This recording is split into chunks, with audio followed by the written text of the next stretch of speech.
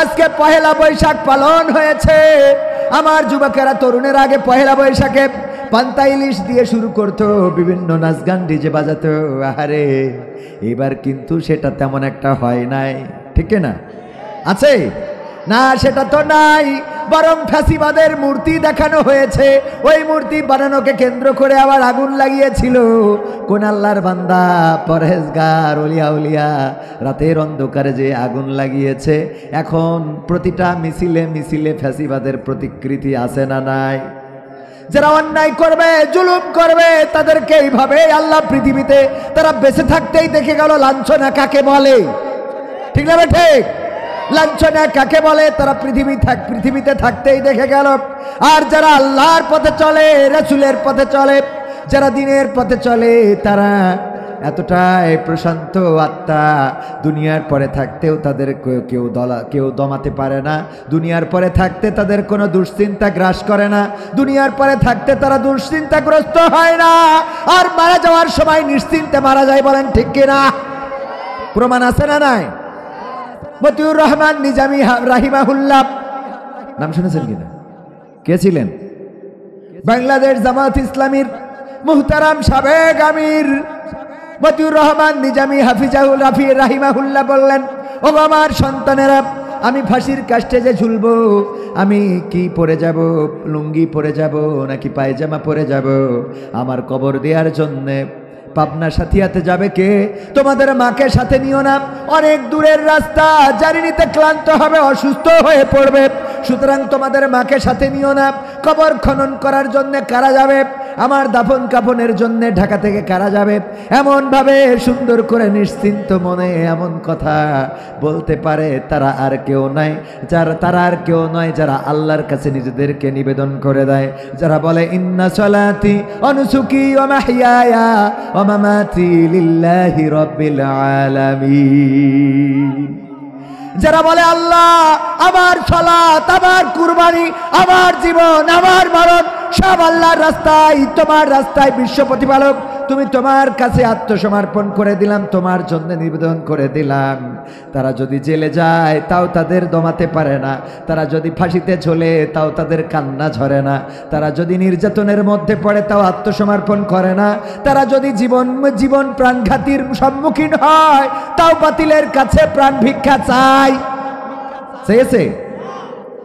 বরং তাদের চিন্তামুক্ত থাকার অন্যতম কারণ হলো আমার সাইফুল্লাহ বিন কুরবান ভাই, উনি তো থাকেন কোথায়?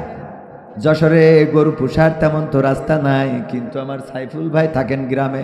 মাঝে মাঝে ধান কাটেন, পাট ধন, জামাতের ইউনিয়ন আমির। মাঝে মাঝে ধান কাটেন, তারপরে পাট ধৌত করেন, নিজের কাজ নিজে করেন, অনেক কষ্ট করেন। দিনের জন্য যখন মাঠে যায় তখন কৃষক, যখন পাট ধোয় তখন একজন পাট ধৌতকারী, আবার যখন ইসলামী আন্দোলনের নেতৃত্ব দেয় তখন নেতা।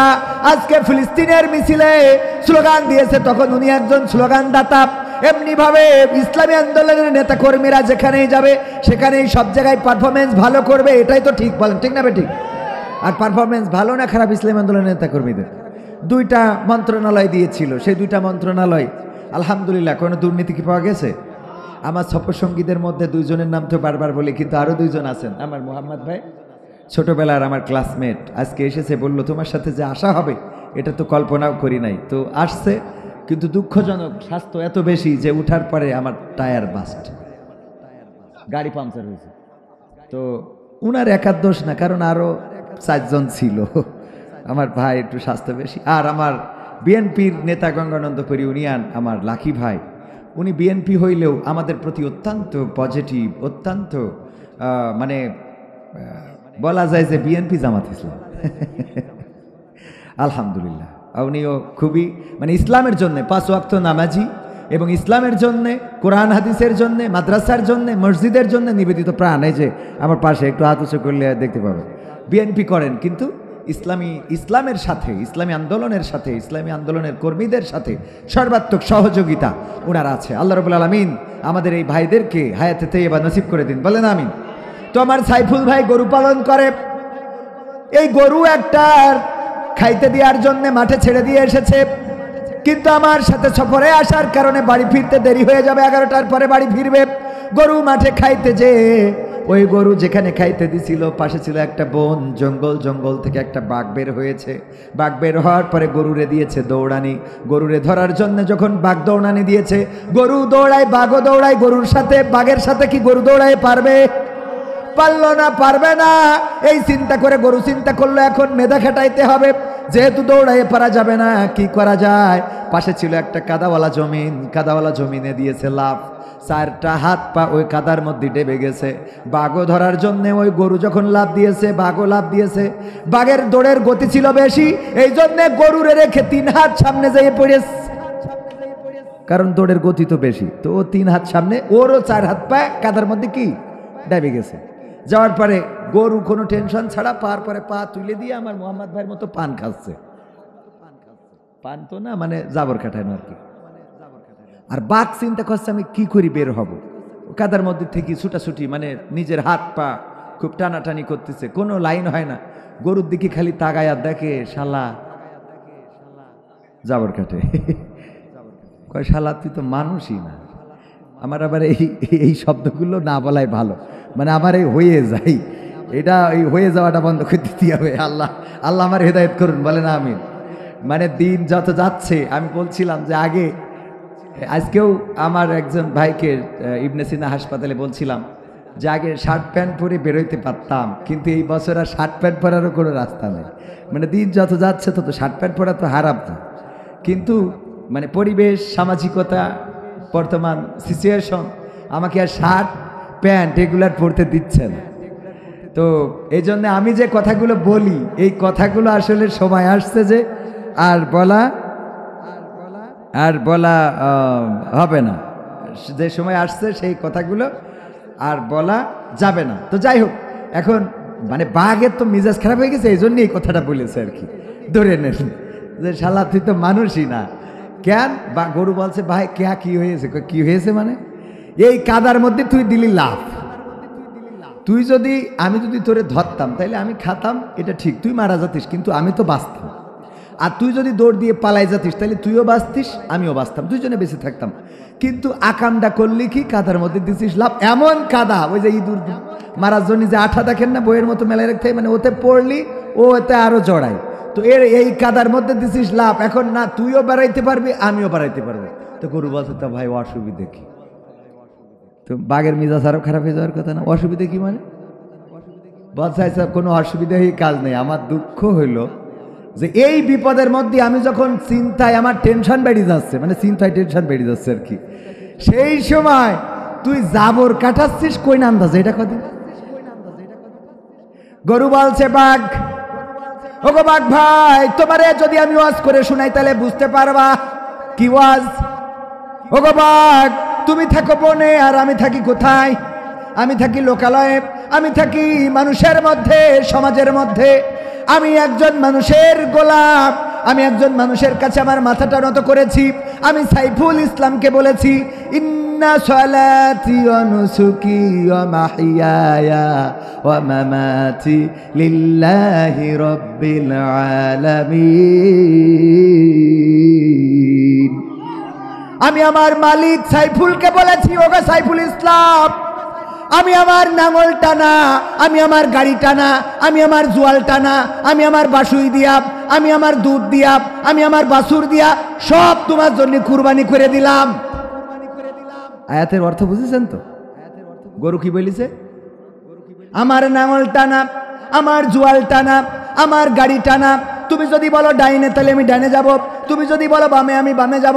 এমনকি আমার সাইফুল, আমার মালিক, উনি যদি আমার জবাই দেওয়ার জন্য নিয়ে যেয়ে খুঁটির সাথে বেঁধে রাখে, একটা গরুরে যেখানে কুপাবে ওই জায়গায় আমার বাইতে রাখলো, আমি বসে জাবর কাটাবো।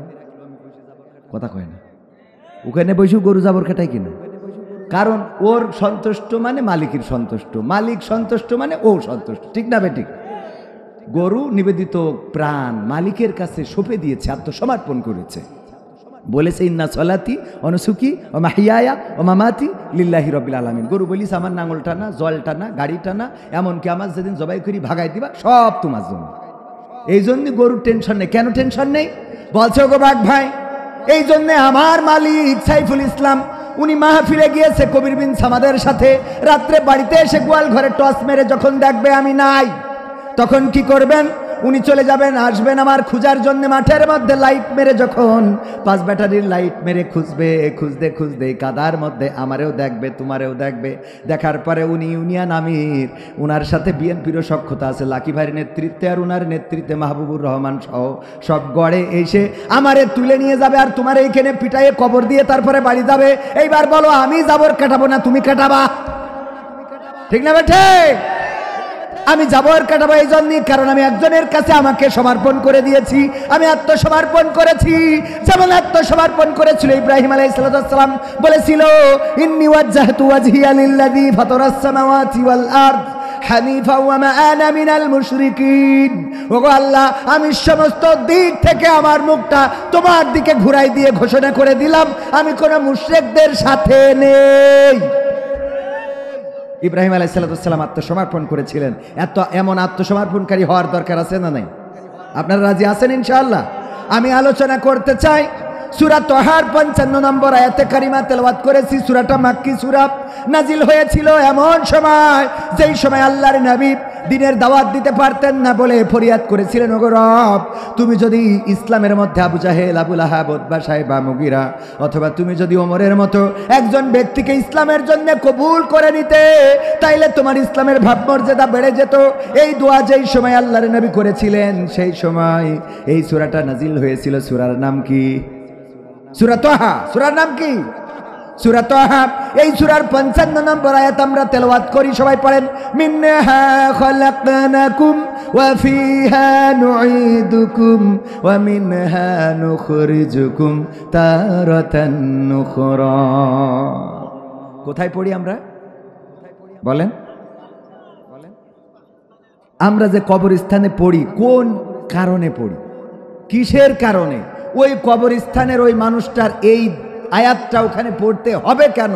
আমি এটা খুঁজার জন্যে, আমার এক খালু মারা যাওয়ার পরে হঠাৎ চিন্তা হলো আমি একটু তাইলে খুঁজে দেখি যে এই আয়াতটা আসলে ওখানে কেন পড়া লাগবে। তো খুঁজে খুঁজে যা পাইছি আপনাদের বলতে চাই, শুনতে রাজি আছেন? শুনবেন ইনশাআল্লাহ? কারা কারা রাজি? দুটি হাত দেখতে চাই। লিল্লাহি তাকবীর।